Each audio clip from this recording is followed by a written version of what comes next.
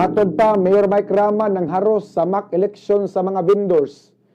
Nigawas nga mananaog si Mayor Mike Rama sa mock election nga gipahigayon sa Cebu Coalition of United Vendors Associations kon SICUVA.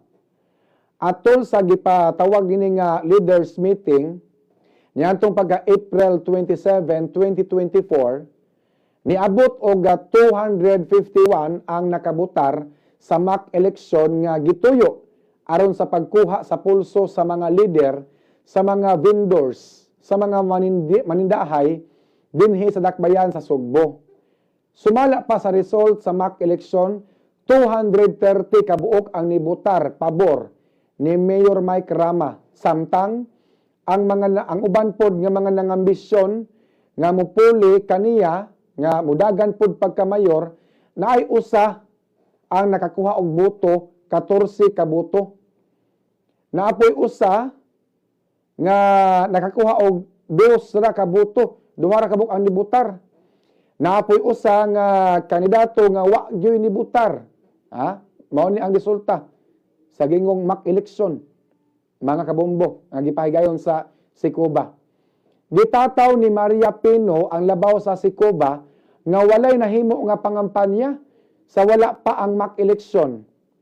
Matod pa niya nga pag-abot sa mga mitambong sa meeting, gitunulan sila og mga baluta kunuhay, human nila og gapirma sa attendance unya dili mga sakop sa SICUVA Executive Committee kon Execom ang nagpahigayon sa mock election.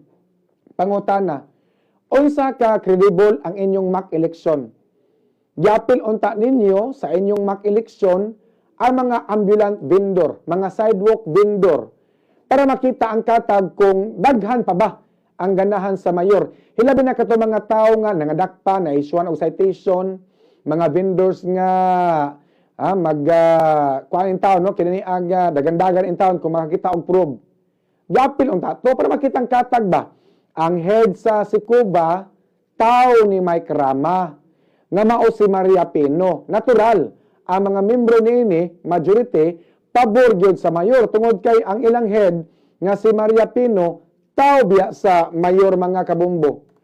Atik-atik raman ning inyong mock election, mind conditioning man kanang inyong gihimo aron ingnon nga daghan pagyapon ang mga tao nga ganahan ni Mayor Michael Rama bisan nagkabulingit ng agi sa iyang pagpanerbisyo isip mayor sa syudad sa Sugbo, mga kabumbo.